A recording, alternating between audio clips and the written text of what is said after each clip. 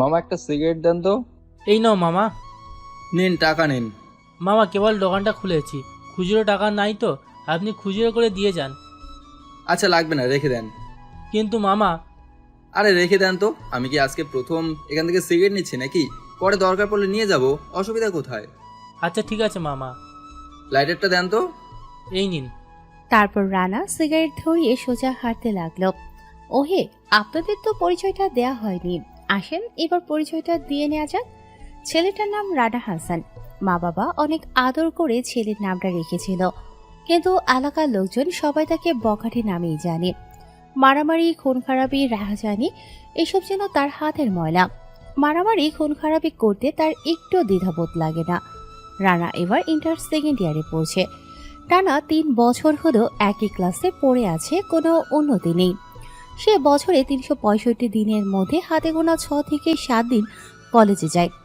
আজ কিভাবে যেন রানা কলেজের দিকে যেতে লাগলো, কিন্তু তার কাঁধে কোনো ব্যাগ নেই, হাতে কোনো খাতা নেই, পকেটে কোনো কলম পর্যন্ত নেই। শুধু হাতে সিগারেট নিয়ে টানতে টানতে কলেজের ভেতরে যাচ্ছে। কলেজের প্রিন্সিপাল তাকে কিছু বলার সাহস পায় না, কারণ প্রিন্সিপাল তাকে অনেক ভয় পায়। একদিন তার একটা কাজের জন্য টিচার তাকে ক্লাসের মধ্যে কান ধরে দাঁড়িয়ে থাকতে বলেছিল, কিন্তু সে উল্টো সেই ক্লাস টিচারকে পুরো ক্লাসে কান ধরে দাঁড় করিয়ে রেখেছিল। যাই হোক, বাদ দিয়ে সেসব কথা, গল্পে ফিরে আসা যাক। রানা কলেজের ভেতরে ঢুকে তার বন্ধুদের কাছে গেল। তার বন্ধুদের কাছে গিয়ে বলল, কিরে, তোরা কেমন আছিস সবাই?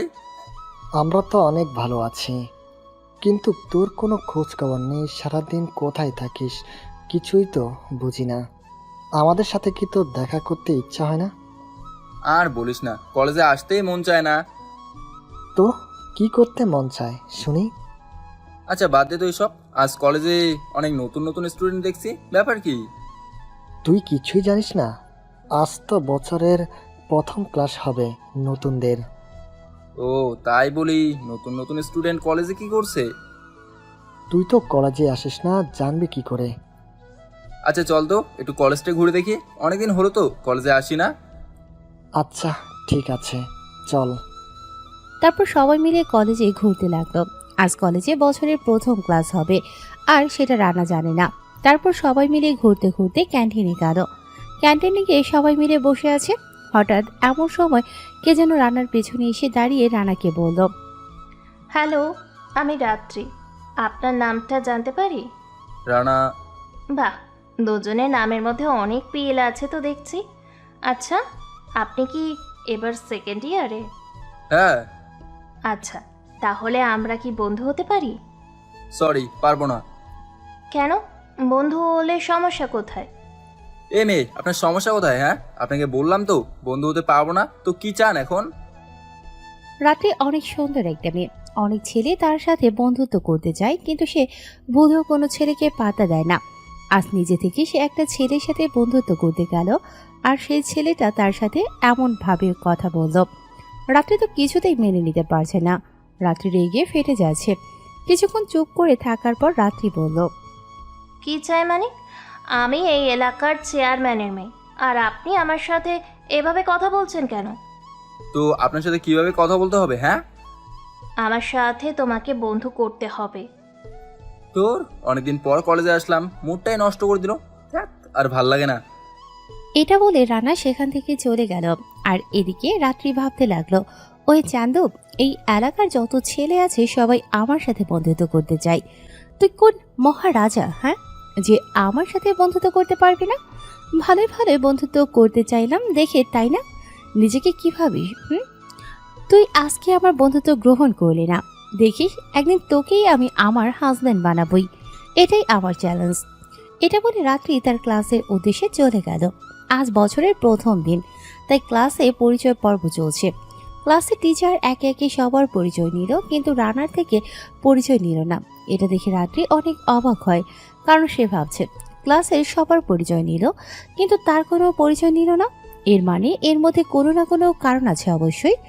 প্রথম দিন তাই বেশি ক্লাস হলো না। পরিচয় পর্ব শেষ করে কলেজ ছুটি হয়ে গেল।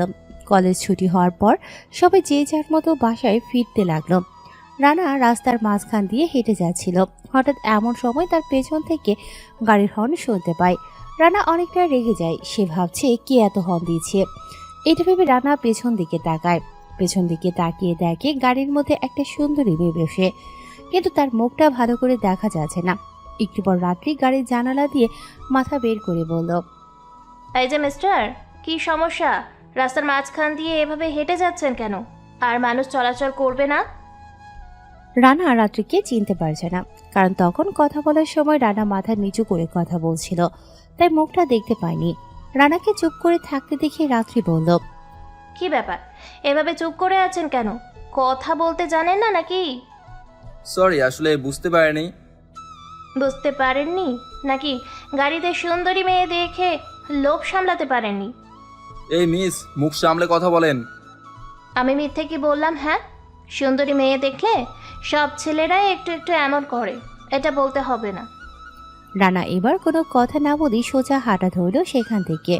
রাত্রি তখন আর কিছু বলল না, কারণ একদিনে বেশি কিছু করা যাবে না। আর তাই রাত্রি গাড়িতে উঠে গাড়ি স্টার্ট করে বাসায় চলে গেল। রানা বাসায় গিয়ে একটু রেস্ট নেওয়ার জন্য শুয়ে পড়ে। এমন সময় হঠাৎ করে রানার ফোনটা বেজে ওঠে। হ্যালো ভাইয়া, আপনি কোথায় আছেন এখন? ওপাশ থেকে একটা মেয়ের কান্নার শব্দে কথা শুনতে পেয়ে রানা বলল, আমি বাসায় আছি, কিন্তু আপনি কে আর কান্না করছেন কেন? ভাইয়া, আমার অনেক বড় বিপদ হয়ে গেছে। আমি যাকে ভালোবাসতাম সে আমার সাথে প্রতারণা করেছে। আমাকে মিষ্টি মিষ্টি কথা বলে একটা নিস্তব্ধ বাড়িতে ডেকে নিয়ে গিয়েছিল। তারপর সেখানে সে সহ তার আরও 3-4টা বন্ধু মিলে আমাকে গ্যাংরেপ করার চেষ্টা করেছিল, কিন্তু আমি অনেক চেষ্টা করে সেখান থেকে পালিয়ে এসেছি। ওরা আমাকে খুঁজতেছে ভাইয়া, যদি ওরা আমাকে পায় তাহলে খুন করে ফেলবে। এখন আপনি আমাকে বাঁচাতে পারেন ভাইয়া। আচ্ছা, আপনি এখন কোথায় আছেন? এই তো 3 রাস্তার মোড়ে আছি। আচ্ছা, আপনি তাহলে একটা কাজ করেন, ওইখানে পশ্চিমের রাস্তা ধরে একটু সামনে গিয়ে বামে একটা বাড়ি পড়বে, সেই বাড়িতে গিয়ে আমার নাম বলবেন, তাহলে আপনাকে সেখানে আশ্রয় দেওয়া হবে। আর আমি এখনই আসতেছি। ঠিক আছে ভাইয়া। তাই বলে রানা ফোনটা রেখে তাড়াতাড়ি করে বেরিয়ে পড়ে গাড়ি নিয়ে। তারপর রানা মেয়েটাকে নিয়ে সোজা সেই ছেলেদের কাছে যায়। তারপর সেই ছেলেদেরকে বলে, কিরে, তোরা নাকি এর সাথে অসভ্যতামি করতে চেয়েছিলে? কে বলেছে আমরা অসভ্যতা আমি করতে চেয়েছিলাম? আমরা তো একটু মজা করতে যাচ্ছিলাম। আমার মনে হয় তোরা ভুলে গেছিস কার সামনে দাঁড়িয়ে কি বলছিস। ও বাবা, আমায় ভয় পাচ্ছে। ওই তোরা কেউ আমাকে বাঁচা, আমাকে মেরে ফেলবে। তোদের কি আমাকে দেখে ভয় হচ্ছে না? কে বে তুই? আর তুই একা এসছিস? দেখেছিস আমরা কয়জন? আমার মনে হয় তোরা এই রানার নাম শুনিসনি। কি রানা? তুই রানা কি এতই সস্তা জিনিস যে আমাদের কাছে আসবে? ছেলেগুলো রানার নাম শুনেছে কিন্তু কোনোদিন চোখে দেখেনি, আর তাই এসব কথা বলছে। আচ্ছা দাঁড়া, তোদের দেখাচ্ছি মজা। এটা বলে রানা সবার উপর ঝাঁপিয়ে পড়ে, সবাইকে একেবারে শেষ করে দিল। সবাইকে মেরে ফেলার পর রানা মেয়েটিকে নিয়ে বাসায় চলে গেল। মেয়েটা অনেক ভয় পেয়েছিল, কিন্তু তার সাথে যে অসভ্যতামি করতে চেয়েছিল সেই ভয়টাকে রানা কাটিয়ে দিল।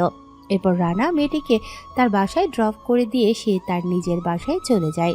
কিছুদিন পর রানা কি যেন একটা কাজে কোনো একটা জায়গায় যাওয়ার জন্য বেরিয়ে পড়ে। মাঝ রাস্তায় গিয়ে আটকা পড়ে জ্যামের জন্য। রাস্তায় প্রচুর জ্যাম ছিল। রানা অনেক চেষ্টা করছিল তাড়াতাড়ি যাওয়ার জন্য, কিন্তু জ্যামের কারণে যেতে পারছিল না। রানা জ্যাম ছোটার অপেক্ষায় ছিল। রানার পাশেই রাত্রিও জ্যামে আটকা পড়েছে।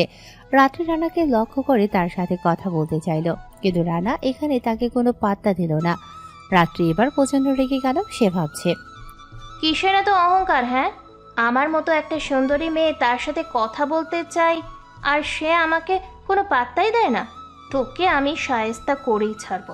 তোকে যদি আমি আমার বশে আনতে না পারি তাহলে আমিও চেয়ারম্যানের মেয়ে নই। রাত্রি এটা ভেবে বলছে। আজকে ওকে একটা শায়েস্তা করতেই হবে। এটা বলে রাত্রি রানার পিছু নেয়। রানা যেতে যেতে একটা ঘন জঙ্গলের মধ্যে দিয়ে যাচ্ছিল। নিস্তব্ধ এলাকা, ঘন জঙ্গল, তার মধ্যে কোনো বসতি ছিল না, আশেপাশে কোনো বাড়ি নেই। রানা যেতে যেতে একটা বাড়ির সামনে গাড়ি রেখে বাড়ির ভিতরে চলে গেল। রাত্রি এটা দেখে রানার পিছনে পিছনে গেল। রাত্রি দেখতে পেল ঘরের মধ্যে একজনকে একটা চেয়ারে দড়ি দিয়ে বাঁধা, পাশে আরো কয়েকটা লোক দাঁড়িয়ে আছে। রানা কিছুক্ষণ কি যেন বলল, তারপর হঠাৎ করে কোমর থেকে একটা চাকু বের করে সোজা লোকটার বুকের মধ্যে ঢুকিয়ে দিল। এটা দেখে রাত্রি নিস্তব্ধ হয়ে দাঁড়িয়ে রইল। সে ভাবছে, এটা আমি কাকে দেখছি? এটা কি সেই রানা যাকে কলেজে সবাই ভদ্র চোখে দেখে? রানাকে দেখে সবাই কত ভদ্র ভাবে, আর তার ভদ্রতার আড়ালে এমন হিংস্রতা লুকিয়ে আছে। রাত্রি এতদিন রানা নামের একটা বখাটেকে জানত। এলাকার সবার মুখে শুনেছে সেই বখাটির নাম। শুনেছিল রানা অনেক খারাপ একটা ছেলে, সে সারাদিন মারামারি খুন খারাপি করে বেড়ায়। আমি আজকে যাকে দেখছি তাহলে এই সেই রানা যাকে সবাই বখাটে নামে জানে। আমি কোনোদিনও ভাবতেই পারিনি রানা এমন একটা বখাটে হবে। রাত্রি এসব ভেবে যাচ্ছিল। রাত্রি না চাইতেও তার মনের মধ্যে রানার জন্য ঘৃণা জমতে লাগে। রাত্রি এখন রানাকে অনেক ঘৃণা করে। রাত্রি সেখান থেকে সোজা তার বাসায় চলে যায়। রাত্রি রানার এরূপ কিছুতেই মেনে নিতে পারছিল না। এর কিছুদিন পর রানা একটা দোকানে বসে সিগারেট খাচ্ছিল। তখন তার পাশ দিয়ে শরীফ যাচ্ছিল। শরীফকে দেখে রানা বলল, কিরে, কোথায় যাস এভাবে? ওহ, তুই এখানে, আর আমি না তোকে কোথায় না কোথায় খুঁজে বেড়াচ্ছি। কেন রে, আমাকে এভাবে খোঁজার কারণ কি? কেন, তুই কিছু জানিস না? আমি আবার কি জানবো? আরে সামনে তো কলেজে অনুষ্ঠান। কলেজে কিসের অনুষ্ঠান? আরে এমনি কলেজে কুইজ প্রতিযোগিতা হয়েছিল, তারই পুরস্কার বিতরণী অনুষ্ঠান। আর অনুষ্ঠান যেন ভালো মতো হয় সে দায়িত্ব আমাদেরকে দিয়েছে। তো ভালো কথা, তোরা কাজ করবি, অসুবিধা কোথায়? আর আমি ওইসবের ভেতরে নাই, আমার এসব একদম ভালো লাগে না। না রে দোস্ত, তোকেও আমাদের সাথে থাকতে হবে। আরে তুই তো জানিস আমার ওসব ভালো লাগে না, তাহলে কেন এভাবে বলছিস? আরে আমরা তো একা সব কিছু সামলাতে পারবো না, তোকে থাকতে হবে দোস্ত, প্লিজ না করিস না, এটা আমাদের প্র্যাকটিসের ব্যাপার। আচ্ছা ঠিক আছে, যা। তো কাকে কাকে দায়িত্ব দিয়েছে? আমাকে, সজল, রাব্বি, সুমন, রোকন, বাপ্পি, রাকিব, রাত্রি আর তুই, আমাদের সবাইকে থাকতে হবে। আচ্ছা, এই রাত্রিটা কে রে? কেন, তুই চিনিস না? আমি কি করে চিনবো? ও হ্যাঁ, তাই তো, তুই তো কলেজে যাস না, চিনবি কিভাবে? আরে এটা হলো আমাদের চেয়ারম্যান সাহেবের মেয়ে রাত্রি। ও আচ্ছা, ভালো। আচ্ছা তাহলে থাক, আমি যাই। এটা বলে রানা সেখান থেকে চলে গেল। রানাকে কেউ বোঝে না, সে কখন কি করে কেউ জানে না, বা কেউ বোঝার চেষ্টা করে না। রানার যখন যা মন চায় তখন তাই করে, আর তাই কেউ তাকে কখনো বিরক্ত করে না। এদিকে শরীফও সেখান থেকে চলে গেল। কলেজে অনুষ্ঠানের আগের দিন শরীফ রানাকে ফোন করে বলল, হ্যালো দোস্ত, কোথায় তুই? এই তো বাসায় আছি। কেন রে? তাড়াতাড়ি কলেজে চলে আয়। এখন এই সময় কলেজে কেন? আরে তুই কি ভুলে গেলি কালকে কলেজে অনুষ্ঠান? তোর সব কিছু ব্যবস্থা করতে হবে না? এখনই যেতে হবে? হ্যাঁ, এখনই চলে আয়, আমরা কলেজে আছি। আচ্ছা ঠিক আছে, তোরা থাক, আমি আসতেছি। ফোনটা কেটে দিয়ে রানা চলে গেল কলেজে। কলেজে গিয়ে সবাই মিলে আয়োজনে সব ব্যবস্থা করছে। এরপর সবাই মিলে কাজ ভাগাভাগি করে নিল। সবাই ভাগাভাগি করে নেওয়ার শেষে শরীফ রানাকে বলল, আচ্ছা রানা, তুই আর রাত্রি বাজার করে নিয়ে আয়। কেন রে, আমি এখানে থাকি না? আরে যা তো, দুজনে বাজার করে নিয়ে আয়। দেখছিস তো আমরা সবাই কাজ করছি, তুই ওর সাথে যা। ওকে। এটা বলে সবাই যে যার মতো কাজে লেগে পড়ল। এদিকে রানা এবং রাত্রি একা রয়ে গেল। রাত্রি রানাকে একা পেয়ে বলল, এই যে বখাটে রানা। রানা রাত্রির মুখে তার এই নাম শুনে একটু অবাক হয়ে যায়, কারণ কলেজে কেউই তার এই নাম জানে না। কলেজে সবাই তাকে অনেক ভালো জানে। রাত্রির মুখে এমন কথা শুনে রানা তাকে বলল, এই যে মিস, আমি বখাটে না। কে বখাটে আর কে বখাটে না সেটা আমার খুব ভালো করেই জানা আছে। আপনি খুনি একটা, আমি সব জানি। আপনি কথায় কথায় মানুষ খুন করেন। রানা রাত্রির মুখে এমন কথা শুনে নিস্তব্ধ হয়ে দাঁড়িয়ে আছে। রাত্রি আবারও বলল, আমি কোনো বখাটের সাথে বাজার করতে যেতে পারবো না। পারবেন না কেন? আমি যে আপনার সাথে যাব, কে জানে আপনি আমাকে খুন করলেন বা কিডন্যাপ করে নিয়ে যাবেন না। যদি আমাকে মেরে ফেলেন তখন আমি কি করব? আর তাই আমি একটা খুনির সাথে বাজারে যেতে পারবো না। রাত্রি ভয়ে ভয়ে কথাগুলো বলে সেখান থেকে চলে গেল। এদিকে রানার মনের কোনো পরিবর্তন নেই, সে যেমন ছিল তেমনই রয়ে গেল। কারণ তাকে রোজই বখাটের নাম শুনতে হয়, আজকে প্রথম না। আর তাই সে রাত্রির কথায় কিছু মনে করেনি। এদিকে রানার উপর যেহেতু বাজারের দায়িত্ব দেয়া হয়েছে, তাই রানা একাই বাজার করতে চলে গেল। অপরদিকে রাত্রিও কোনো একটা কাজের জন্য বেরিয়ে পড়ল। রাত্রি তার বাবার গাড়ি নিয়ে কাজে বেরিয়ে পড়ল। রাস্তায় যখন রাত্রি জ্যামে আটকা পড়ল, তখন রাত্রির কাছে একটা ছোট্ট মেয়ে এসে বলল, আপা ফুল নেন। ফলগুলো কত করে পিস? 10 টাকা করে আপা। আচ্ছা, তাহলে আমাকে 10টা ফল দাও। এই নিন আপা। নাও টাকা। তাই বলে 500 টাকার নোট বের করে দিল। আচ্ছা, আমার কাছে তো ভাঙতি নাই। আচ্ছা, সমস্যা নেই, এটা তোমার কাছে রেখে দাও। ঠিক আছে আপা। তারপর মেয়েটি সেখান থেকে চলে যায়। এদিকে রাত্রি সেখান থেকে চলে যায়। ঘটনাক্রমে মেয়েটি রানার কাছেও যায়। রাত্রি সেটা লক্ষ্য করে রানার দিকে এগিয়ে গেল। তারপর রাত্রি লক্ষ্য করলো রানা মেয়েটিকে বলছে, কি অবস্থা নিহা? এই তো ভাইয়া, খুব ভালো। তোমার কি অবস্থা? এই তো তোমাদের দোয়ায় আছি। আচ্ছা, সবাইকে ডেকে নিয়ে আসো, খেতে যাব। আচ্ছা ঠিক আছে ভাইয়া, একটু অপেক্ষা করো। আচ্ছা। তারপর মেয়েটি সব ছেলে মেয়েদের ডেকে নিয়ে আসলো, যারা রাস্তায় ফুল বিক্রি করে। এটা দেখে তো রাত্রি পুরো অবাক হয়ে যায়। রাত্রি অবাক হয়ে দাঁড়িয়ে সবকিছু দেখছে। এরপর রানা তাদেরকে নিয়ে একটা রেস্টুরেন্টে ঢুকলো আর সবাইকে পেট পুরে ইচ্ছে মতো খাওয়ালো। রানা নিজেও পেট পুরে খেয়ে নিল। তারপর রানা তাদের সাথে অনেকক্ষণ গল্প করলো। রানা তাদের সাথে অনেকক্ষণ গল্প করার পর তাদেরকে কিছু টাকা দিয়ে সেখান থেকে চলে গেল। সেটা দেখে তো রাত্রি আরো অনেক অবাক হয়ে যায়। এটা সে কাকে দেখছে? এটা কি সেই রানা যে বকাটে? এটা কি সেই রানা যে কথায় কথায় মানুষ মেরে ফেলে? রাত্রির মাথায় সব প্রশ্ন ঘোরাফেরা করছে। এরপর রাত্রি চিন্তা করল ওই বাচ্চাগুলোকে ধরে রানার পরিচয় জানতে হবে। এরপর রাত্রি অনেককে চলে যেতে দেখে ভাবলো এবার বাচ্চাগুলোকে ধরে তার পরিচয় জানতে হবে। কথা মতো রাত্রি ওই বাচ্চাগুলোর মধ্যে একটা মেয়েকে ডেকে বলল, এই বাবু শোনো, জি আপা বলেন। ওই ছেলেটাকে যে তোমাদের খাবার খাওয়ালো আবার টাকা দিল?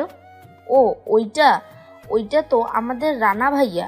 ওই যে বস্তিটা দেখছেন, আমরা সবাই ওখানে থাকি। রানা ভাইয়া প্রায় প্রতিদিনই আমাদের কাছে আসেন। রানা ভাইয়া আমাদের খাবার কিনে দেয়, অনেক রকম খেলনা কিনে দেয়। রানা ভাইয়া আমাদের পড়াশোনা করার জন্য একটা স্কুলের ব্যবস্থা করে দিয়েছেন। আমরা সবাই সেখানে পড়াশোনা করতে পারি।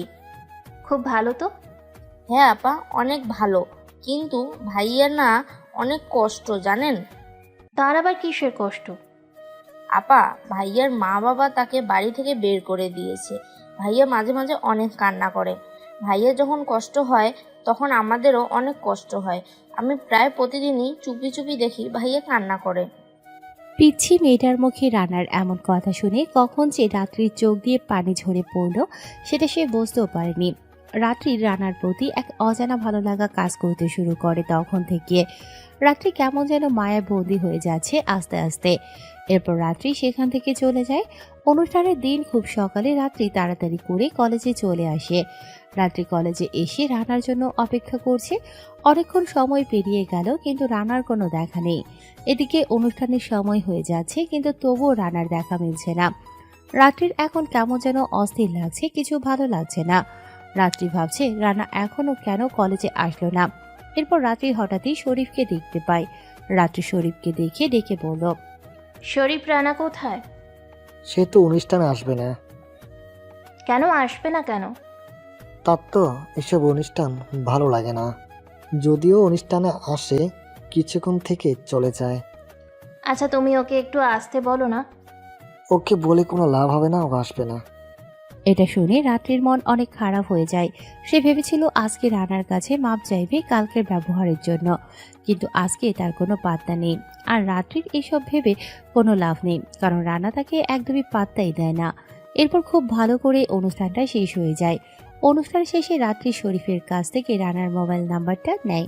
এরপর রাত্রি ভাবে তার পরিচয় গোপন করে রানার সাথে ফোনে কথা বলবে। কথা মতো রাত্রি বাসায় গিয়ে রাতে রানার ফোনে কল করে। রানা তার ফোনে আননোন নাম্বার দেখে একটু অবাক হয়ে যায়। তারপর সে ফোনটা রিসিভ করে। ফোনটা রিসিভ করে রানা বলতে লাগলো, হ্যালো, কে বলছেন? আমি তোমার স্বপ্নের রানী বলছি। কেমন আছো আমার স্বপ্নের রাজকুমারটা? ওই কে আপনি? আর এসব কি ফালতু কথা বলছেন? আমি ফালতু কথা বলছি না গো, আমি তোমার রানী বলছি। তুমি আমাকে চিনতে পারছো না? সরি, আমি আপনাকে চিনতে পারছি না। আপনার পরিচয়টা দেন, না হলে আমি ফোনটা রাখলাম। আরে সত্যি বলছি, আমি তোমার রাজকুমারী। কেন, আমাকে চিনতে পারছো না তুমি? শোনেন, আমার ফাজলামো করার সময় নেই। যদি কিছু বলার থাকে সরাসরি বলে ফেলেন, আর না হলে ফোনটা রেখে দিলাম। আরে আরে, এত রাগ করো কেন? রাখলে কিন্তু তোমায় একটুও ভালো দেখায় না। ছেলেদের রাগ করা মানায় না। উল্টো মেয়েরা রাগ করবে আর ছেলেরা মেয়েদের রাগ ভাঙাবে। এই মিস, শোনেন, আপনার ফালতু বক বক শোনার সময় আমার নেই। বাই, আর ফোন দেবেন না। হ্যালো রানা, এই রানা, হ্যালো। যা, ফোনটা কেটে দিয়েছে। রাত্রি এবার বেশ রেগে গেল। রাত্রিকে রানা কোনোভাবেই পাত্তা দিচ্ছে না, না সামনাসামনি না পরিচয় গোপন রেখে। এবার সে কি করবে কিছুই বুঝতে পারছে না। রাত্রি এবার ভাবলো তার আসল পরিচয় দিয়ে কথা বলার চেষ্টা করবে, যা হবার হবে দেখা যাবে। এটা ভেবে রাত্রি আবার ফোন করলো। কি ব্যাপার, আপনি আবার ফোন করেছেন? মানে? আরে রানা, তুমি আমাকে চিনতে পারলে না? আমি রাত্রি। কোন রাত্রি? তুমি কয়টা রাত্রিকে চেনো, হ্যাঁ? সরি, ভালো করে পরিচয় দেন, নাহলে কথা বলবো না। আরে কথায় কথায় এত রাগ করো কেন, হ্যাঁ? আরে আমি চেয়ারম্যানের মেয়ে। আমার কণ্ঠ শুনে আমাকে চিনতে পারছো না? সরি, আপনাকে চেনার জন্য আমি বসে নেই। কি বলার জন্য ফোন করেছেন সেটা বলেন। কিসের এত ভাব, হ্যাঁ? নিজে থেকে কথা বলতে গিয়েছি, এই জন্য তার এত অহংকার দেখাতে হবে। হুম, আমার সাথে একটু ভালো করে কথা বললে কি হয়, হ্যাঁ? কি হলো, আপনি কিছু বলবেন নাকি আমি ফোনটা রেখে দেবো? আরে ফোনটা রাখবে কেন? কথা বলার জন্য ফোন দিয়েছি না? তাহলে চুপ করে আছেন কেন? যা বলার তাড়াতাড়ি বলেন, আমার কাজ আছে। আচ্ছা, কালকে একটু কলেজে আসতে পারবে? না, কালকে একটু কাজ আছে, কাল কলেজে যেতে পারবো না। আচ্ছা, তাহলে অন্য কোথাও দেখা করতে পারবে? না, আমার হাতে একদম সময় নেই, আমি কারোর সাথে দেখা করতে পারবো না। বাই, কাজ করছি, এখন ডিস্টার্ব করবেন না। এটা বলে রানা ফোনটা কেটে দিল। এরপর রানা তার কাজে লেগে পড়ল। অপরদিকে রাত্রি তো পুরোই রেগে শেষ হয়ে যাচ্ছে। মনে হচ্ছে রাত্রি এখন যদি রানাকে সামনে পেত তাহলে তাকে লবণ মরিচ ছাড়াই কাঁচাই চিবিয়ে খেয়ে ফেলতো। রাত্রি রেগে বোম হয়ে আছে। এদিকে পরের দিন সকালে চেয়ারম্যান ওই গোডাউনে 1 ট্রাক সরকারি অনুদানের চাল আসবে, যা গরিবদের মাঝে বিলিয়ে দেওয়ার কথা, কিন্তু চেয়ারম্যান সেগুলো আত্মসাৎ করে। আর তার জন্য পরের দিন সকালে রানা এবং তার লোকজন গিয়ে রাস্তার মাঝখান থেকে অনুদানের গাড়ি লুটতরাজ করে নিয়ে যায়। এরপর সেই অনুদানগুলো এলাকার সব গরিব অসহায় মানুষদের মাঝে বিলিয়ে দেয়। অপরদিকে চেয়ারম্যান যখন এই খবরটা জানতে পারে তখন পুলিশের ফোর্স পাঠিয়ে রানাকে গ্রেফতার করায়। এই নিয়ে রানাকে অনেকবার চেয়ারম্যান সাহেব পুলিশ দিয়ে গ্রেফতার করায়, কিন্তু বরাবরই সে কোনো না কোনোভাবে জেলখানা থেকে বেরিয়ে আসে। কিন্তু এবার একটু জটিলভাবে রানাকে গ্রেফতার করায়। পুলিশ তাকে জেলখানায় নিয়ে গিয়ে ইচ্ছে মতো মারতে শুরু করে।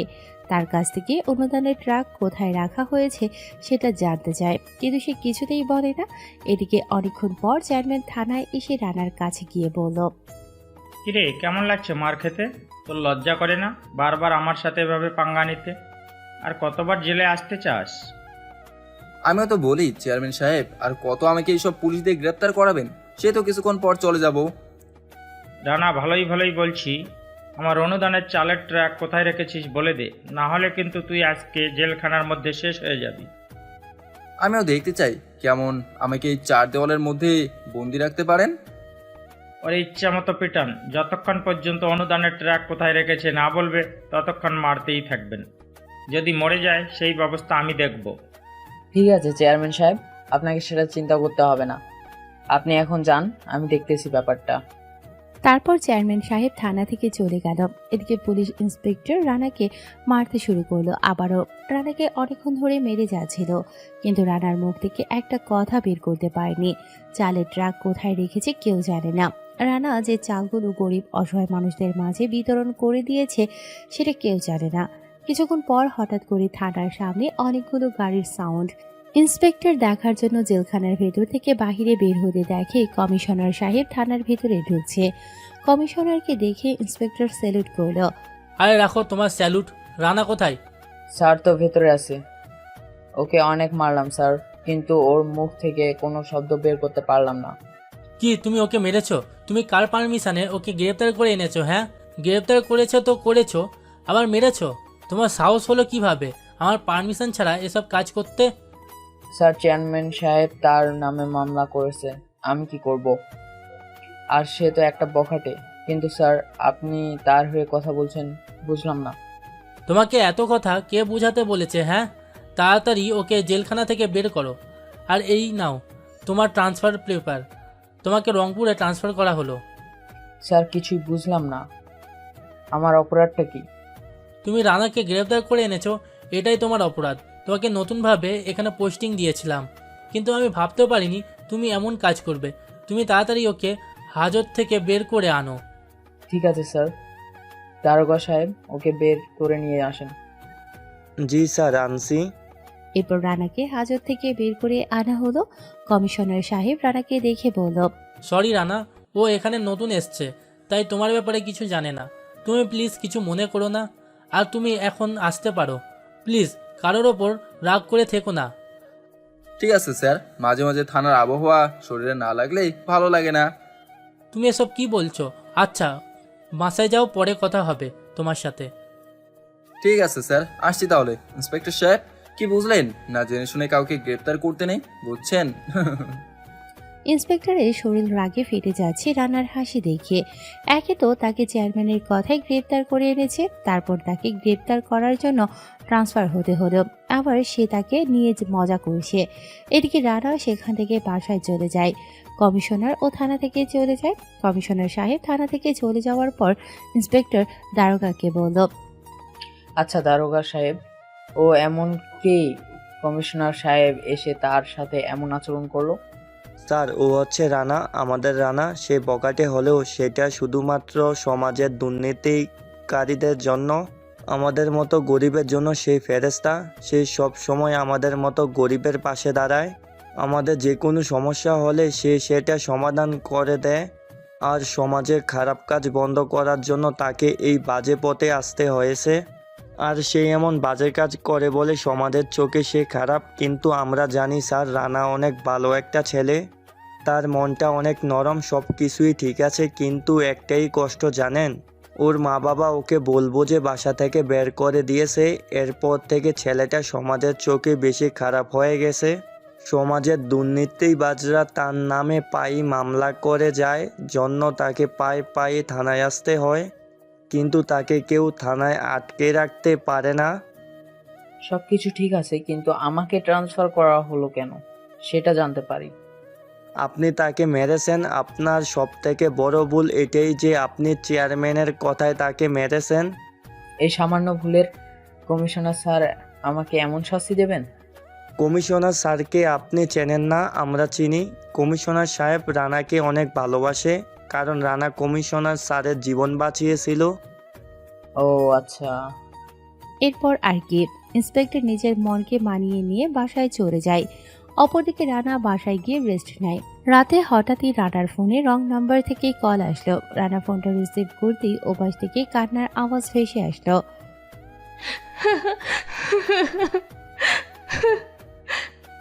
কি ব্যাপার? কি আপনি আর এভাবে কান্না করছেন কেন? রানা, আমি রাত্রি। কোন রাত্রি? দেখো রানা, আমি এখন মজা করার মুডে না। বাবাকে কারা যেন ধরে নিয়ে গেছে। আপনার বাবাকে কেউ ধরে নিয়ে গেছে মানে? আরে তুমি আমাকে এখনো চিনতে পারলে না? আমি চেয়ারম্যানের মেয়ে। বাবাকে একটু আগে কিছু গুন্ডারা এসে তুলে নিয়ে গেছে। আমি এখন কি করব কিছুই বুঝতে পারছি না। তুমি একটা কিছু করো প্লিজ রানা, প্লিজ তুমি কিছু একটা করো। আচ্ছা ঠিক আছে, তুমি কোনো চিন্তা করো না, আমি দেখছি ব্যাপারটা। এটা বলে ফোনটা রেখে দেয়। এরপর রানা বেরিয়ে পড়ে চেয়ারম্যানকে খুঁজতে। রানা সব জায়গায় খুঁজতে লাগলো, কিন্তু কোথাও পাচ্ছিল না। অনেক খোঁজাখুঁজির পর সে জানতে পারে চেয়ারম্যানকে একটা গোডাউনে আটকে রাখা হয়েছে। তারপর রানা সেখানে গিয়ে দেখলো কিছু ছেলেপেলে চেয়ারম্যান সাহেবকে বেঁধে রেখেছে। রানা তাদের কাছে গিয়ে বলল, কিরে, তোরা চেয়ারম্যান সাহেবকে ধরে এনেছিস কেন? ভাই, এটা আমাদের নিজেদের প্রবলেম, প্লিজ আপনি এর ভিতরে আসবেন না। আমি এর ভিতরে আসবো না মানে? তোরা তাকে কেন ধরে এনেছিস সেটা বল। ভাই সে আমাদের এলাকায় ঠিকভাবে চলতে দেয় না, আমাদের ব্যবসায় হাত দিয়েছে। তোরা খারাপ কাজ করিস তো তোদের বাধা দেবে না? ভাই প্লিজ আপনি এখান থেকে যান, না হলে কিন্তু আপনাকে যে সম্মানটা দিচ্ছি সে সম্মানটা পাবে না। কি করবি তোরা? আরে এত কথা বলার কি আছে, মেরে দিই না ওকে। কে বললো এই কথা? সাহস থাকলে সামনে আয়। তুই কে রে, তোকে ভয় পেতে হবে? তারপর সেখানে মারামারি শুরু হয়ে যায়। রানা এসব ব্যাপারে প্রফেশনাল, তাই সে সবাইকে মেরে সেখান থেকে চেয়ারম্যান সাহেবকে উদ্ধার করে নিয়ে আসে। চেয়ারম্যান সাহেব রানার এমন আচরণে অনেক অবাক হয়, কারণ সে ভাবছে যাকে সে এলাকার বখাটে নামে জানিয়ে তার বিরুদ্ধে অনেকবার অ্যাকশন নিয়েছে, অনেকবার জেল হাজতে পাঠিয়েছে, সে তাকে বাঁচাবে এটা কখনো আশা করেনি। চেয়ারম্যান সাহেব রানাকে বলল, রানা, আমি সত্যি কখনো ভাবতে পারিনি তুমি আমাকে কখনো এভাবে সাহায্য করবে। আমি তোমার বিরুদ্ধে এত অ্যাকশন নিলাম, বিশেষ করে তোমাকে আজ গ্রেফতার করে যে মার খাওয়ালাম, তারপরেও যে তুমি আমাকে এখানে বাঁচাতে আসবে এটা আমি ভাবতেও পারছি না। তুমি আমাকে মাফ করে দিও রানা, তোমার সাথে অনেক খারাপ আচরণ করেছি। আরে চেয়ারম্যান সাহেব কি বলছেন এসব? এসব কথা বাদ দেন তো। আপনি যদি জনগণের দিকে একটু নজর দেন, গরিব অসহায়দের সাহায্য করেন, তাহলে তো আমাকে এসব কাজ করতে হয় না। তুমি কোনো চিন্তা করো না রানা, এখন থেকে আমার এলাকার গরিব অসহায় বড়লোক সবাইকে এক চোখে দেখব এবং সবাইকে সমান সাহায্য করব। নিজে কোনো জিনিস আত্মসাৎ করব না। যদি মানেন তাহলে তো ভালোই, আর না হলে আমাকে আবারও খারাপ হতে হবে। না রানা, তোমাকে আর কিছু করতে হবে না, এবার থেকে যা করার আমি নিজেই করব। আচ্ছা ঠিক আছে। এরপর রানা চেয়ারম্যান সাহেবকে বাসায় পৌঁছে দেয়। তারপর সে তার নিজের বাসায় চলে যায়। চেয়ারম্যান সাহেব এরপর থেকে একদম ভালো হয়ে যায়। সে গরিব অসহায় মানুষদের সাহায্য করতে শুরু করে। এলাকার মধ্যে কোনো ধরনের প্রতারণা হতে দেন না। রানা বাসায় গিয়ে ঘুমিয়ে পড়ে। পরের দিন সকালে হঠাৎই তার ফোন বেজে ওঠে। হ্যালো, কে বলছেন? আমি রাত্রি। কোন রাত্রি বলছেন? কোন রাত্রে ফোন করার কথা ছিল শুনি? ও আপনি, সরি চিনতে পারিনি। তুমি কি, হ্যাঁ, নিজেকে কি ভাবো? তোমার সাথে যতবারই কথা বলতে চাই ততবারই আমাকে অ্যাভয়েড করো। দেখো সত্যি আমি তোমাকে চিনতে পারিনি। হয়েছে, আর মিথ্যে কথা বলতে হবে না। আচ্ছা এখন ফোনটা রাখছি, ঘুমাবো। এটা বলে রানা ফোনটা কেটে দেয়। এদিকে রাত্রি আবার ফোন দিল, কিন্তু ফোনটা রিসিভ হলো না। একসময় রানা বিরক্ত হয়ে ফোনটা বন্ধ করে রাখলো। রাত্রি সেটা দেখে আবারও রেগে বোম হয়ে গেল। রাত্রি ভাবছে এবার সে কিছু একটা করবেই। রাত্রিকে ইগনোর করে সে। এত বড় সাহস তার! সকাল 11টা বাজে। রানা রাস্তা দিয়ে হাঁটছে। এমন সময় রাত্রি সামনে এসে রানার রাস্তা ঘিরে ধরে। রাত্রিকে রাস্তা ঘিরে ধরতে দেখে রানা বলল, কি ব্যাপার, রাস্তা ঘিরে ধরলে কেন? সকালে তুমি ওইভাবে আমার কলটা কেটে দিলে কেন? আর তোমার ফোনটাই বা বন্ধ করে রেখেছো কেন? ঘুমিয়েছিলাম তাই ফোনটা কেটে দিয়েছি। তাহলে ফোনটা বন্ধ করে রেখেছিলে কেন? আমার ইচ্ছা হয়েছে তাই ফোন বন্ধ করে রাখছি। তোমার কোনো সমস্যা? অনেক সমস্যা। কি সমস্যা শুনে? কি সমস্যা দেখবে? দাঁড়াও, দেখাচ্ছি। এটা বলেই রাত্রি রানার মাথা ধরে রানার ঠোঁটের সাথে রাত্রি নিজের ঠোঁট এক করে দিল। রানা কিছু বুঝে ওঠার আগেই এই সব কিছু হয়ে গেল। পাশ থেকে সব মানুষ এই দৃশ্যটি ভালোই উপভোগ করছিল, কিন্তু এটা বেশিক্ষণ স্থায়ী হলো না। রানা এক ঝটকাতে রাত্রির থেকে নিজেকে আলাদা করে নিল। রানা এক প্রকার লজ্জিত হলো। তারপর রানা মাথা নিচু করে সেখান থেকে চলে গেল। রাত্রি সেখানে দাঁড়িয়ে থাকে। রানা এদিকে ভাবছে, আমি তো অনেক বড় একটা বকাটে ছেলে, কিন্তু রাত্রি তো দেখছি আমার থেকেও অনেক বেশি বকাটে। আর অপরদিকে রাত্রি ভাবছে, রানাকে প্রেমে ফেলবো আমি। তুই আমার বন্ধুত্ব গ্রহণ করিসনি। জীবনে যদি বিয়ে করতে হয় তাহলে তোকে করব, কথাটা জেনে রাখিস রানা। সেদিন বিকেলের কথা। রানা দোকানে বসে সিগারেট টানছে। এমন সময় রাত্রি কোথা থেকে যেন এসে রানার মুখ থেকে সিগারেটটা নিয়ে দূরে ছুঁড়ে ফেলে দিল। এটা দেখে রানা অনেকটা ক্ষিপ্ত হয়ে বলল, এটা কি হলো রাত্রি? যা হয়েছে বেশ হয়েছে, তোমার সিগারেট খাওয়া যাবে না। কেন, আমি কি তোমার বাপের টাকায় সিগারেট খাচ্ছি? না, তবে আমার স্বামীর টাকায় খাচ্ছ। মানে কি? মানে বুঝতে হবে না, আর তোমাকে এত কিছু বুঝতে হবে না। শুধু এটুকু জেনে রাখ, আজ থেকে সিগারেট খাওয়া যাবে না। ধ্যাত, এই যে বকাটে রানা, সমস্যা কি? রানা এবার চুপসে গেল, কারণ এটাই তার একমাত্র দুর্বলতা। যেখানে রাত্রি টাচ পড়েছে, রানা স্ট্যাচুর মতো দাঁড়িয়ে আছে। তাই দেখে রাত্রি বলল, যেটা বলছি সেটা করতে হবে, ওকে? দেখো রাত্রি, দয়া করে আর আমাকে ডিস্টার্ব করো না প্লিজ। অবশ্যই করব। তোমাকে যদি ডিস্টার্ব না করি তাহলে কাকে করব শুনি? এটা বলে একটা মিষ্টি হাসি দিয়ে রাত্রি সেখান থেকে চলে গেল। রাত্রিকে রানা পছন্দ করে ঠিকই, কিন্তু রানা তার খারাপ জীবনের সাথে রাত্রিকে জড়াতে চায় না। রানা চায় না তার অবহেলিত, কলঙ্কিত আর বগাটে নামক জীবনের সাথে রাত্রির জীবনটা জড়াতে। আর তাই হয়তো রানা সবসময় রাত্রিকে এড়িয়ে চলে। যেহেতু রাত্রি কিছুতেই তার কথা বুঝতে চাচ্ছে না, তাই রানা ভাবলো রাত্রিকে সবকিছু বুঝিয়ে বলবে। সেজন্য রানা তখনই রাত্রিকে ফোন দেয়। হ্যালো রাত্রি। আজ সূর্য কোন দিকে উঠেছে? মিস্টার রানা আমাকে ফোন দিয়েছে। কাল কলেজে তাড়াতাড়ি আসবে, তোমার সাথে কিছু কথা আছে। ওকে, ঠিক আছে। এরপর রানা ফোনটা কেটে দিল। এদিকে রাত্রি ভাবছে রানা হয়তো কাল তাকে প্রপোজ করবে, আর তাই সে অধীর আগ্রহ নিয়ে কালকের দিনটার জন্য অপেক্ষা করতে থাকলো। পরের দিন কলেজে রাত্রি অনেক আগে এসে রানার জন্য বসে অপেক্ষা করছে, কিন্তু রানার কোনো খোঁজ নেই। এখনো রানা আসেনি। কিছুক্ষণ পর রানা আসলো, কিন্তু রাত্রি সেদিকে খেয়াল করেনি। রানা এসে আবার রীতিমতো কারো উপর ক্রাশ খেল, কারণ রাত্রি আজ নীল শাড়ি পরেছে, হাতে কাচের চুড়ি, চোখে কাজল দিয়েছে আর কপালে ছোট্ট একটা টিপ। একেবারে মায়াময়ে ভরা মুখ।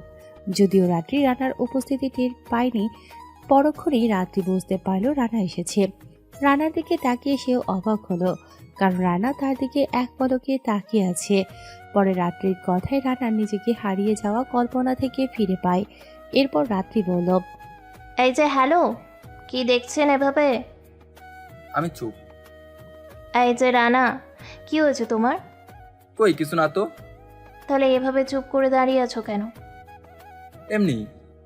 আচ্ছা, তুমি কি যেন বলবে বলে ডেকেছিলে? বলবো তো। রানা ভাবছে সে আজ রাত্রিকে সবকিছু বুঝিয়ে বলবে, তাই সে বলতে শুরু করলো। দেখো রাত্রি, আমি তোমাকে ভালো। রানা বলো, তুমি আমাকে কি? না দেখো রাত্রি, আমি আসলে তোমাকে কিছু বলতে এসেছি। সেটা তো আমি জানি, কিন্তু কি বলার জন্য ডেকেছো তা তো বলবে। রাত্রি আসলে আমি। রানার কথা আবারও আটকা পড়ে যায়। রানা কোনোদিন কোনো কথাই বাঁধেনি, কিন্তু আজ সে কেন যেন রাত্রির কথাই বেঁধে যাচ্ছে। রানা বুঝতে পারলেও সে রাত্রির মায়ায় জড়িয়ে পড়েছে, আর তাই সে কোনো কথা না বলে সেখান থেকে চলে যেতে লাগলো। কিন্তু রাত্রি পেছন থেকে দেখে রানাকে জড়িয়ে ধরল। রানা বুঝতে পারছে তার সাথে ঠিক কী হচ্ছে, কিন্তু সেই নিজেকে ছাড়িয়ে নিল না, কারণ সেও যে রাত্রিকে ভালোবেসে ফেলেছে।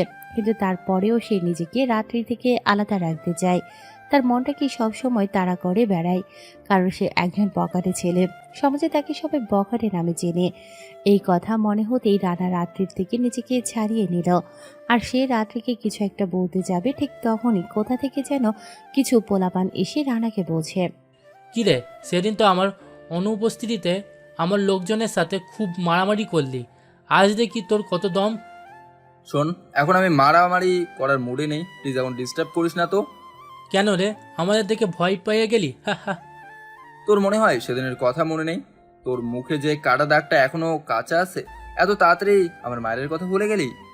না, আমি কিছু ভুলিনি, আর তাই আজকে সব কিছুর প্রতিশোধ নিতে এসছি। তার মানে আজকে তোরা প্রস্তুত হয়ে এসেছিস? আজকে তোকে খালাস করে তারপর আমরা এখান থেকে যাব। আচ্ছা তাহলে আয় দেখি কেমন পারিস। তারপর গুন্ডাদের সাথে রানার মারামারি শুরু হয়ে গেল। রানা মারামারিতে খুব এক্সপার্ট, তাই মারামারিটা বেশ জমে উঠেছে। রানা সবাইকে মেরে প্রায় কাহিল করে দিয়েছে। রানা সামনে থেকে একটা ছেলেকে মারছে, হঠাৎ করে একজন পেছন থেকে এসে রানার পিঠে ছুরি ঢুকিয়ে দিল। পিছন থেকে ছুরি মারলি? সাহস থাকলে সামনে থেকে মার দেখি। এটা বলে ছেলেটাকে টেনে সামনে নিয়ে এসে পিঠ থেকে ছুরিটা বের করে সেটা দিয়ে ছেলেটাকে শেষ করে দিল।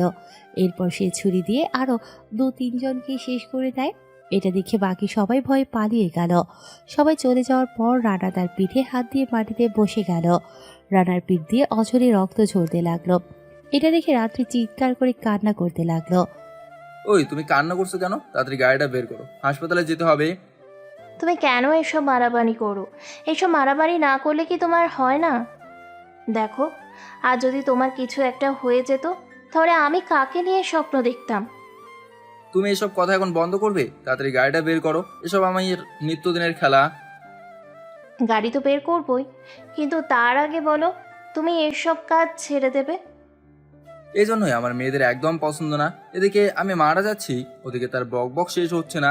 থাকো তুমি, তোমার গাড়ি আনতে হবে না, আমি একাই চলে যাচ্ছি। এটা বলে রানা তার শার্টটা খুলে পিঠে পেঁচিয়ে নিয়ে হাঁটতে শুরু করলো। এদিকে রাত্রি শুধু কেঁদেই যাচ্ছে। রানাকে হেঁটে যাওয়া দেখে রাত্রি দৌড়ে গিয়ে গাড়ি স্টার্ট করলো। তারপর রানার কাছে গিয়ে রানাকে গাড়িতে উঠিয়ে হাসপাতালে নিয়ে গেল। এরপর রানাকে নার্সটা ধরে তাড়াতাড়ি করে অপারেশন থিয়েটারে নিয়ে গেল। এরপর ডাক্তার তার চিকিৎসা শুরু করে দিল। এদিকে রাত্রি থিয়েটারের বাইরে বসে ফুপিয়ে ফুপিয়ে কান্না করেই যাচ্ছে। রাত্রির কান্না যেন আজ থামার নয়। রাত্রি ভাবছে, আর যদি রানার কিছু হয়ে যেত, তাহলে আমার কি হতো? আমি কাকে নিয়ে বাঁচতাম?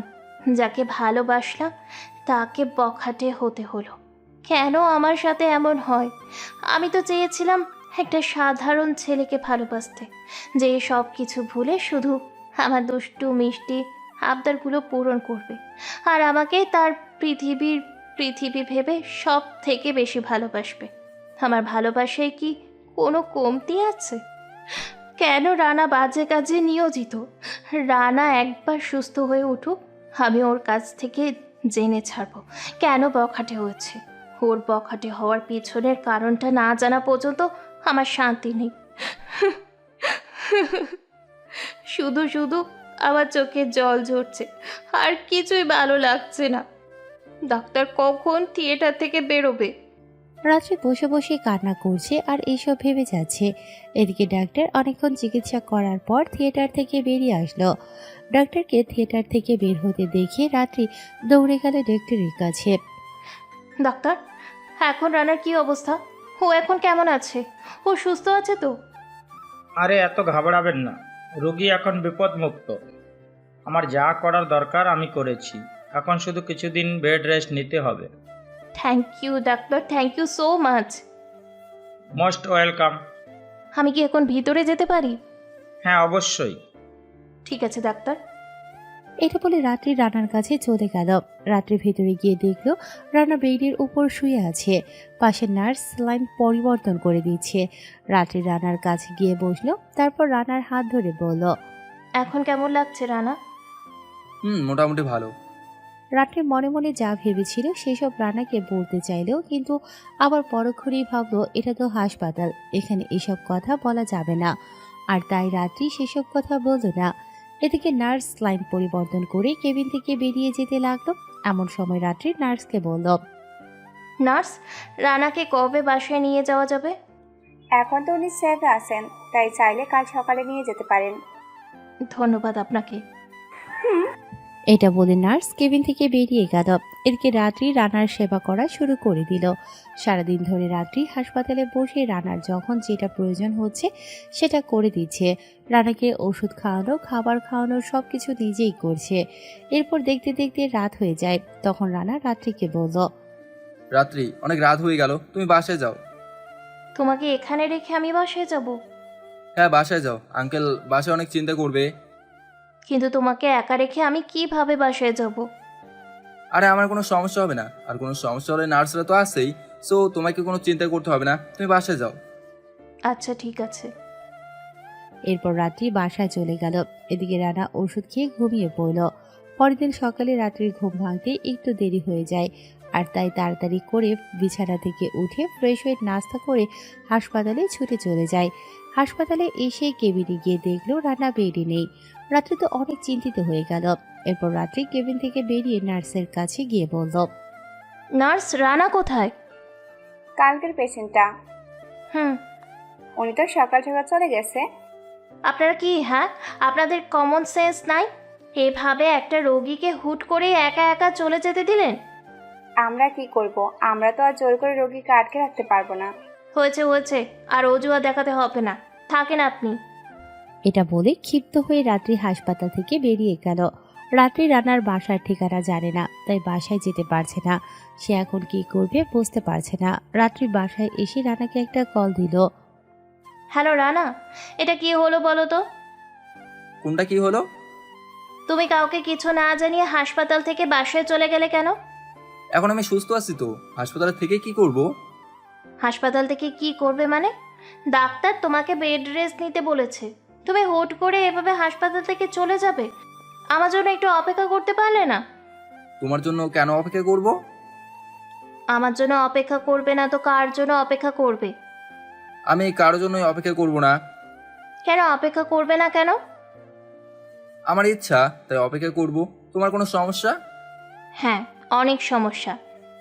তাহলে তুমি তোমার সমস্যাগুলো নিয়ে বসে থাকো, আমার কি? রানা, তুমি আমার সাথে এভাবে হেয়ালি করে কথা বলছো কেন? তাহলে কিভাবে কথা বলবো বলো? আমার সাথে একটু ভালো করেও তো কথা বলতে পারো নাকি? না, আমি ভালো করে কথা বলতে পারি না। তুমি না একটা রসহীন মানুষ। হ্যাঁ, আমি রসহীন মানুষ, তাতে কার কি? উফ, তোমার খোঁজ খবর নেওয়ার জন্য ফোন করলাম আর তোমার সাথে ঝগড়া করছি। ধুর, এসব ভালো লাগে না। আমার খোঁজ খবর কে নিতে বলেছে? রানা, আচ্ছা হয়েছে, এখন বলো কেন ফোন করছো? সকালে এভাবে হাসপাতাল থেকে চলে গেলে, নাস্তা করছো? হ্যাঁ, নাস্তা করছি। ঔষধগুলো ঠিকমতো খেয়েছো? হ্যাঁ, খেয়েছি। আচ্ছা রানা, কাল কি বলার জন্য আমাকে ডেকেছিলে বলে না তো? ওই তো আমি তোমাকে বলতে চেয়েছিলাম, আমি তোমাকে। আবারও রানা কোথায় যেন বেঁধে যাচ্ছে। রানা কি বলতে চাচ্ছে আর কি বলছে কিছুই বুঝতে পারছে না। রানা রাত্রিকে যে কথা বলার জন্য কালকে কলেজে ডেকেছিল সেটা সে কিছুতেই বলতে পারছে না। কি করে বলবে কিছুতেই বুঝতে পারছে না। বারবার কোথায় যেন বেঁধে যাচ্ছিল রানা, আর তাই রানা কলটা কেটে দিল। রাত্রি কিছুই বুঝতে পারছে না রানার মনে কি চলছে। রানা কি বলতে চাচ্ছে কি করতে চাচ্ছে কোনোটাই মাথায় ঢুকছে না। রাত্রি চুপ করে বসে রইল। অপরদিকে রানা ভাবছে, যে রানা মানুষ খুন করতে ভয় পায় না, আজ সেই রানা একটা মেয়েকে সামান্য কথা বলতে পারছে না। একটা মেয়ের কাছে কথা বলতে সবকিছু উল্টে পাল্টে যাচ্ছে। রানা বুঝতে পারছে না তার জীবনে ঠিক কি ঘটে চলেছে। রানা সবকিছু ভেবে আবারও চিন্তা করলো রাত্রিকে এবার ফোন করে সবকিছু বলে দেবে। রানা চায় না যে তার সাথে রাত্রির জীবনটা জড়িয়ে তার জীবনটা নষ্ট করতে, কিন্তু পরক্ষণেই আবার রাত্রির প্রতি মনটা আকৃষ্ট হয়ে ওঠে। যাই হোক, রাত প্রায় 11টা। রানার চোখে কোনো ঘুম নেই। এদিকে রাত্রিরও একই অবস্থা। রানা ভাবছে এখন রাত্রিকে ফোন করবে, কিন্তু হঠাৎই এমন সময় রাত্রির কল আসলো। তখন তুমি ওভাবে কলটা কেটে দিলে কেন? না, এমনি। না, তুমি এমনিতেই কলটা কাটোনি। সত্যি করে বলো কি হয়েছে, আর কালকে কি বলার জন্য ডেকেছিলে সেটাও বলতে হবে। দেখো রাত্রি, আমি একটা বকাটে ছেলে, তুমি তারপরেও কেন আমাকে ভালোবাসতে চাচ্ছ? কেন তুমি তোমার নিজের জীবনটা নষ্ট করতে চাচ্ছ? আমি তোমাকে কিছুই দিতে পারবো না, আমি তোমার কোনো আবদার পূরণ করতে পারবো না।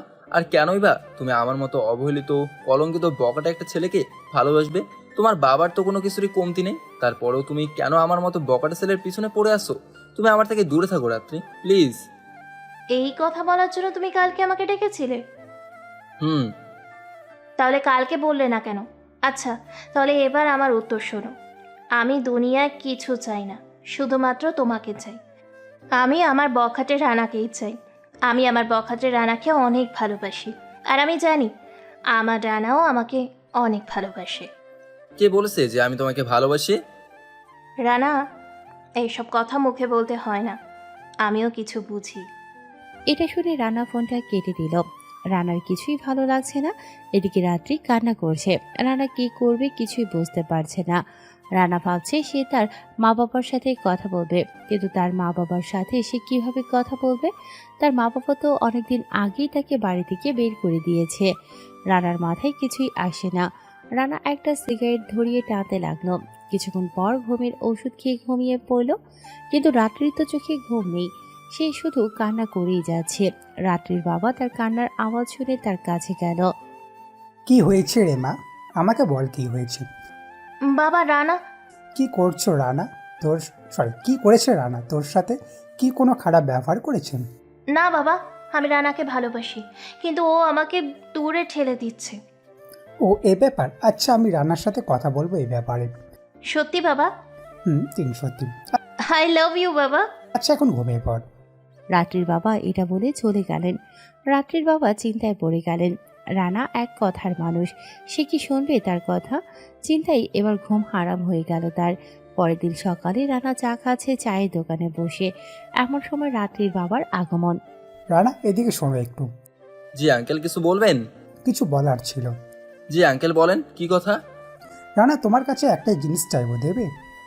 আরে আঙ্কেল, কি বলেন এগুলো? আমার মতো একটা বকাটে কি দিতে পারে আপনাকে? তারপরে বলেন কি দিতে পারে আপনাকে। রানা, আমি রাত্রির জন্য তোমাকে ভিক্ষা চাই, প্লিজ না করো না। তুমি না করলে মেয়েটা আমার শেষ হয়ে যাবে, সে নিজেকে শেষ করে ফেলবে। আঙ্কেল, রাত্রি আমার অতীতের সম্পর্কে তো কিছুই জানে না। আঙ্কেল, আমি রাত্রিকে ঠকাতে চাই না, আর তাই আমি রাত্রির থেকে দূরে থাকার চেষ্টা করছি। আর সত্য কখনো চাপা থাকে না। রাত্রি কোনো না কোনো দিন ঠিকই জানবে আমার অতীতের ব্যাপারে, কিন্তু সেদিন কি রাত্রি ভালোবাসবে আমাকে? রানা, তোমার কাছে হাত জোর করে ছি বাবা। কি করছেন আঙ্কেল? ছোটদের সামনে কখনো এমন করতে নেই। আমি রাত্রিকে সব বুঝে বলবো, আপনি চিন্তা করেন না। এরপর তারা আরো কিছুক্ষণ কথা বলে এরপর রাত্রির বাবা সেখান থেকে চলে যায়। রানা রাত্রিকে ফোন করে বিকেলে নদীর পাড়ে আসতে বলে। তারপর রানা সেখান থেকে চলে যায়। বিকেল 5টা। রানা নদীর পাড়ে বসে কি যেন ভাবছে। গভীর চিন্তায় ডুবে আছে রানা। এমন সময় রানার কাঁধে কার যেন হাতের স্পর্শ অনুভব করলো। পেছনে তাকিয়ে দেখে রাত্রি মেয়েটার চোখ দুটো লাল হয়ে আছে, অনেক কান্না করছে হয়তো রাতে। রানা মনে মনে অনেক ব্যথিত হলো। কেমন আছো রাত্রি? তুমি জানো না আমি কেমন আছি। রাত্রি, আমি অনেক দুঃখিত তোমাকে কষ্ট দেওয়ার জন্য, কিন্তু রাত্রি আমার কাছে এছাড়া আর কোনো উপায় জানা ছিল না। রাত্রি, তুমি আমার ব্যাপারে অনেক কিছু জানো না, যেগুলো জানলে হয়তো আমার প্রতি যে ভালোবাসা তোমার জন্মেছে সেটা মুহূর্তের মধ্যেই ঘৃণায় পরিণত হয়ে যাবে। কি বলতে চাও তুমি রানা? এরপর রানা বলতে শুরু করলো। রাত্রি, আমার একটা অতীত আছে। সেই অতীতের রানার সাথে এখনকার রানার কোনো সম্পর্ক নেই। সেই রানা ছিল সবার ভালোবাসার, আর এই রানা হলো সবার ঘৃণার। সেই রানা ছিল বাবা মায়ের অনেক আদরের সন্তান, আর এই রানা হলো মা বাবার সব থেকে ঘৃণার পাত্র। জানো রাত্রি, আমার মা বাবার আমি একমাত্র সন্তান, কিন্তু আজ 5-5টা বছর তাদের সাথে আমার কোনো যোগাযোগ নেই। অনেক চেষ্টা করেছি আমি মায়ের সাথে কথা বলতে, কিন্তু না, আমার সেই সৌভাগ্যটা আর হয়নি। অনেক চেষ্টা করেছিলাম বাবার মুখে সেই ভালোবাসার ডাক নামটা শুনতে, কিন্তু পারিনি। রানা কাছে আর তার কথা আটকে যাচ্ছে। কিছুক্ষণ পর রানা আবার বলতে শুরু করলো। জানো রাত্রি, আমি যখন অনার্সে পড়ি তখন একটা মেয়ের সাথে পরিচয় হয় আমার। আমাদের পরিচয়টা ছিল অনেকটা কাকতালীয়। মেয়েটার নাম ছিল আফরোজা মিলি। আমাদের পরিচয় হয় একদিন রাতে। সেদিন রাতে খুব বৃষ্টি হচ্ছে, আর আমি আমার নানুর বাসা থেকে বাইকে চড়ে বাসায় আসছি। এমন সময় একটা মেয়ে হাত নাড়িয়ে আমাকে দাঁড়াতে বললো। কি ব্যাপার, এভাবে দাঁড় করালেন কেন? এই ঝুম বৃষ্টিতে কেউ কি এমনিতেই কাউকে দাঁড় করায়? হ্যাঁ, তাও তো ঠিক। তো আমি আপনাকে কিভাবে সাহায্য করতে পারি? আমাকে একটু সামনে এই জায়গায় নামিয়ে দেবেন প্লিজ। জি, আমিও ওই দিকে যাচ্ছি, উঠুন। ধন্যবাদ। আমি তাকে নিয়ে চলতে লাগলাম। কেউ কোনো কথা বলছে না। আমার সময় মেয়েটা আমাকে জিজ্ঞেস করলো, আচ্ছা, আপনার নামটা কি জানতে পারি? আমার নাম রানা, আপনার? আমার নাম মিলি। তো কোথায় থেকে আসছেন আপনি? এই তো নানুর বাসা থেকে। আপনি? আমি একটু আন্টির বাসায় গিয়েছিলাম, কিন্তু ফিরতে দেরি হয়ে গেল। এমন সময় বিজলি অনেক জোরে গর্জে উঠলো, আর মিলি আমাকে জড়িয়ে ধরে। আমি চমকে উঠেছিলাম, কিন্তু মনের মাঝে এক অজানা ভালো লাগা কাজ করছিল। এখনো সেই অনুভূতি আমি অনুভব করি। তবে আমি খেয়াল করলাম মিলি এখনো আমাকে জড়িয়ে ধরে আছে। কিছুক্ষণ পর মিলির বাসার সামনে পৌঁছলাম। এখনো মিলি আমাকে জড়িয়ে ধরে আছে। তাই দেখে আমি ওকে বললাম, এবার তো একটু সারুন। ওহ, সরি। মিলি কিছুটা লজ্জা নিয়ে নেমে গেল। তারপর আমি বাসায় চলে গেলাম, কিন্তু আমার কেন যেন খুব ভালো লাগছিল। মনে হচ্ছিল আমার মনের মানুষকে আমি খুঁজে পেয়েছি। তারপরের দিন এসব মন থেকে মুছে ফেললাম, কিন্তু হঠাৎ একদিন আমি কোথায় যেন যাচ্ছিলাম। এমন সময় লক্ষ্য করলাম মিলি রাস্তার পাশে দাঁড়িয়ে আছে। আমি ওকে দেখে নিজে থেকে ওর কাছে গেলাম। কেমন আছেন মিলি? জি, কে আপনি? আসলে মাথায় হেলমেট থাকায় মিলি সেদিন আমাকে খেয়াল করেনি। এরপর আমি বললাম, ওই যে সেদিন বাইক, বৃষ্টি। আমার এমন কথা শুনে মিলি বুঝতে পেরে গেল আমি রানা। সাথে সাথে মেয়েটার লজ্জায় লাল হয়ে গেল। সেদিনের অনুভূতিটা কিন্তু আজও ভুলতে পারেনি, আমার প্রথম অনুভূতি। কিছুক্ষণ দুজনে নীরবতা পালন করলাম। তারপর আমি নীরবতা ভেঙে বললাম, তো কোথায় যাচ্ছেন? এই তো একটু কলেজে যাব। চলুন, আমিও ওইদিকেই যাব। ধন্যবাদ, আমি অন্য কোনো গাড়িতে যেতে পারবো। আরে চলুন তো। এরপর অনেক জোর করি, তখন সে বাইকে উঠে। তারপর মিলির সাথে গল্প করতে করতে যেতে লাগলাম। তো আপনি কোন ইয়ারে পড়েন? অনার্স 2য় বর্ষে। আপনি? আমিও। আচ্ছা, আপনার কি কোনো বয়ফ্রেন্ড আছে নাকি? না। গুড। আমি মনে মনে বেশ খুশি হলাম। এই তো আপনার কলেজ চলে এসেছে। এরপর মিলি আমাকে ধন্যবাদ দিয়ে চলে গেল। আমি সেই প্রথম দিনই মিলির প্রেমে পড়ে যাই। আমি ইচ্ছে করে প্রতিদিন ওর বাসার সামনে দিয়ে যেতাম শুধু ওকে একটাবার দেখার জন্য। আর মাঝে মাঝে ওকে কলেজেও দিয়ে আসতাম। ও যেতে চাইতো না, কিন্তু আমি জোর করে নিয়ে যেতাম। এভাবেই ওর সাথে আমার পরিচয়, ভালো বন্ধুত্বও হয়ে যায়। এক সময় আমি ওকে প্রপোজ করে ফেলি, কিন্তু মিলি না করে দেয়। তারপর থেকে আমি আর মিলির সাথে তেমন দেখা করতাম না। সে হয়তো চাইতো আমি তাকে আরেকটা বার বলি, মিলি আমি তোমাকে অনেক ভালোবাসি, তোমার সাথে আমার বাকিটা জীবন কাটাতে চাই, তুমি কি আমার আপন হবে? কিন্তু আমি আর মিলিকে এসব কথা বলিনি। এভাবেই কেটে গেল আরো 5টা দিন। একদিন সকালে ঘুম থেকে উঠে দেখি আমার সামনে একটা মেয়ে বসে আছে। মেয়েটা পিছনে ঘুরে বসে আছে, তাই আমি ঠিক করে দেখতে পারছি না মেয়েটাকে। এরপর আমি মেয়েটাকে দেখে বললাম, এই কে আপনি? আমি কে তাই না? এটা বলেই মিলি আমার একটা কান ধরলো। আমি তার এমন ব্যবহার দেখে অনেকটা অবাক হলাম। এরপর মিলি আবার বলল, এই কুত্তা, তুই আমার সাথে আর দেখা করিস না কেন? আমি তোমার কে হই যে আমি তোমার সাথে দেখা করব? কে হোস তাই না? চল আমার সাথে, দেখাচ্ছি তুই কে হোস আমার। এরপর মিলি আমাকে টানতে টানতে বাইরে নিয়ে আসলো আর আমার আম্মুকে বলল, আন্টি আমরা একটু আসছি। এই বলে আমাকে এক প্রকার টানতে টানতেই কোথায় যেন নিয়ে যাচ্ছে মিলি। কিছু দূর যাওয়ার পর আমি তো পুরো অবাক। আর এটা তো কাজী অফিস, এখানে আমরা কি করব? ভিতরে গেলেই বুঝতে পারবে কি করব। এরপর মিলি আমাকে ভেতরে নিয়ে যায় আর আমরা দুজন বিয়ে করে ফেলি। তারপর বাসায় আসি। মিলিকে আমার মা বাবা খুব পছন্দ করতো, তাই তারাও আমাদের বিয়েটা মেনে নিল। এরপর থেকে শুরু হয় আমাদের নতুন এক জীবন। খুব সুখে শান্তিতে চলছিল আমাদের সুখের সংসার। কিন্তু সেই সুখ বেশি সময় স্থায়ী হয় না, সেটা আমি হয়তো ভুলেই গিয়েছিলাম। বিয়ের 1 বছর পর আমরা কক্সবাজার ঘুরতে যাই। সেখানে গিয়ে মিলি বুঝতে পারে সে প্রেগনেন্ট। সে যখন আমাকে এটা বলে, আমি তো খুশিতে আত্মহারা হয়ে যাই। আমি সাথে সাথে মা বাবাকে ফোন করে খুশির খবরটা জানাই। মা বাবা অনেক খুশি হয় এই খবরটা শুনে। কিন্তু সেদিন রাতে ঘটে যায় আমার জীবনের সব থেকে ভয়ঙ্কর ঘটনা। সেদিন রাত 8টার দিকে মিলির প্রচুর মাথা ব্যথা শুরু হয়। আমি তার জন্য ওষুধ আনতে যাই, কিন্তু ফিরে এসে দেখি মিলি রুমে নেই। আমি পাগলের মতো মিলিকে খুঁজতে লাগি, কিন্তু কোথাও আর মিলিকে খুঁজে পাচ্ছিলাম না। কি করব কিছুই বুঝতে পারছিলাম না। এমন সময় দেখি অনেক দূর থেকে কে যেন বাঁচাও বাঁচাও বলে চিৎকার দিতে লাগলো। আমার আর বুঝতে বাকি হলো না সেটা মিলি। আমি সেখানে দৌড়ে চলে যাই, কিন্তু ততক্ষণে ওরা আমার মিলিকে শেষ করে ফেলে। তারা সবাই মিলে আমার মিলিকে গ্যাং রেপ করে। আমি সেখানে যাওয়ার আগেই তারা আমার কলিজার মিলিকে দুনিয়া থেকে বিদায় করে দেয়। রাত্রি, আমি সেদিন আমার মিলিকে বাঁচাতে পারিনি। রাত্রি, রানা কান্না করতে করতে আর কথাই বলতে পারছে না। আমার কলিজাটা অনেক চিৎকার করেছিল, ওদের কাছে হাত জোর করেছিল, কিন্তু তারা আমার কলিজার কোনো কথাই শোনেনি। তারা আর মিলিকে বাঁচতে দিল না। তাদের শত্রু ছিলাম আমি, কিন্তু তারা আমার মিলিকে মেরে ফেললো। ওরা ওরা আমাকে মারতে পারতো, কিন্তু রানা আর কোনো কথা বলতে পারছে না, বুকটা ফেটে যাচ্ছে কান্নায়। এবার রানার কথাগুলো শুনে রাত্রিও কেঁদে দিল। রাত্রি তার কান্নাকে থামাতে পারছে না। কিছুক্ষণ পর রানা আবার বলতে শুরু করলো, জানো রাত্রি, মিলি অনেক অনেক ভালো ছিল। সে আমার মা বাবার অনেক আদরের ছিল। মিলের কেউ ছিল না, তাই সে আমার মা বাবাকে তার নিজের মা বাবা মনে করতো। সে একাই পুরো বাড়ি গুছিয়ে রাখতো। রানা কান্না করেছে। রাত্রি কিছু না বুঝে নিজের ওড়না দিয়ে রানার চোখের পানি মুছে দিল। রাত্রি ভাবছে এত কষ্ট নিয়ে একটা মানুষ কিভাবে আছে। রানা আবার স্বাভাবিক হয়ে বলতে শুরু করলো, তারপর আমি বাসায় চলে আসি। অনেক কিছু মনের মধ্যে বাসা বাঁধতে শুরু করে। বাসে যাওয়ার পর কলিং বেল বাজাতেই মা মিষ্টির প্যাকেট নিয়ে আমার সামনে আসে, কিন্তু মিলিকে মা না দেখতে পেয়ে আমাকে জিজ্ঞেস করে মিলি কোথায়। রাত্রি, আমি তখন কোনো উত্তর দিতে পারিনি। আমি সেদিন বোবা হয়ে গিয়েছিলাম। আমি মা বাবাকে বলতে পারিনি মা মিলি আর নেই। আমি কিছু না বলে বাসা থেকে বের হয়ে আসি। আমার মা বুঝতে পারে কিছু একটা হয়েছে। আমি পরে মাকে সব কিছু খুলে বলি। সেদিন আমার মা বাবা আমাকে বাসা থেকে বের করে দেয়, কারণ সব দোষ আমার ছিল। আমি ওদের শত্রু ছিলাম, কিন্তু ওরা আমাকে না মেরে আমার কলিজাকে মেরে ফেলেছে। তারপর থেকে আমি আর কোনোদিন বাসায় যাইনি। হয়ে গেছে একটা বকাটে ছেলে, সবার চোখে হয়ে যায় ক্রিমিনাল। আর পরে তাদের সবাইকে খুন করি যারা আমার কলিজাকে মেরে ফেলেছে। তারপর আমাকে জেলেও যেতে হয়েছে। রানা কান্না করছে, সাথে রাত্রিও কাছে। রাত্রি বুঝতে পারছে না সে কি করবে। কিছুক্ষণ পর রাত্রি সেখান থেকে চলে যায়। রানা রাত্রি চলে যাওয়া দেখে ভাবছে, আমি জানতাম রাত্রি, আমার অতীতের ঘটনা জানলে তুমিও আমাকে ঘৃণা করবে। আমার প্রতি তোমার যে ভালোবাসা, সে ভালোবাসাটা থাকবে না। দেখেছো রাত্রি, আমি আজ সঠিক তোমাকে বলেছিলাম আমাকে তুমি ভালোবাসতে পারবে না, কারণ আমি অনেক খারাপ একটা ছেলে। আমার অতীতের ঘটনা শুনে সেই তো আমাকে একা করে চলে গেলে সবার মতো। রানা আরো কিছুক্ষণ নদীর পাড়ে থেকে একটু মনটাকে হালকা করে বাসায় চলে যায়। পরের দিন সকালে রাত্রি রানাকে কল করে। রানা রাত্রির নাম্বার থেকে কল আসা দেখে অনেকটাই অবাক হয়ে যায়। এরপর রানা কলটা রিসিভ করলো। রানা, কোথায় আছো? নদীর পাড়ে আসতে পারবে একটু প্লিজ? কেন? আরে আসো না রানা, প্লিজ, না করো না। আচ্ছা, আসতেছি। এরপর রানা ফ্রেশ হয়ে চলে গেল নদীর পাড়ে।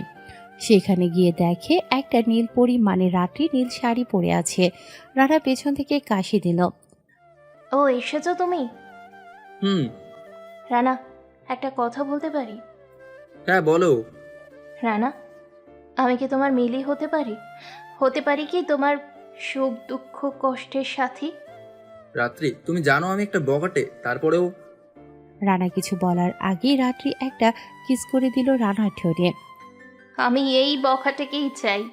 এরপর রানাকে জড়িয়ে ধরে রাত্রি বলল, প্লিজ রানা, তুমি আমাকে ফিরিয়ে দিও না, প্লিজ। রাত্রি অনেক রিকোয়েস্ট করতে থাকে। রানা অজান্তেই তার হাত জোড়া রাত্রিকে জড়িয়ে ধরে। কিছুক্ষণ পর রাত্রি বলে, রানা, আমি তোমাকে তোমার মা বাবার কাছে ফিরিয়ে নিয়ে যাব, প্রমিস। রানা এটা শুনে অনেক খুশি হলো। রানা ভাবছে কেউ একজন তো তাকে বুঝিয়েছে। এরপর রাত্রিকে নিয়ে নতুন জীবন শুরু করে দেয় রানা। যদিও রানা জানে না তার নতুন যাত্রা কেমন হবে, তবে সে হয়তো এক চিলতে সুখের খোঁজে রাত্রিকে আপন করে নেয়।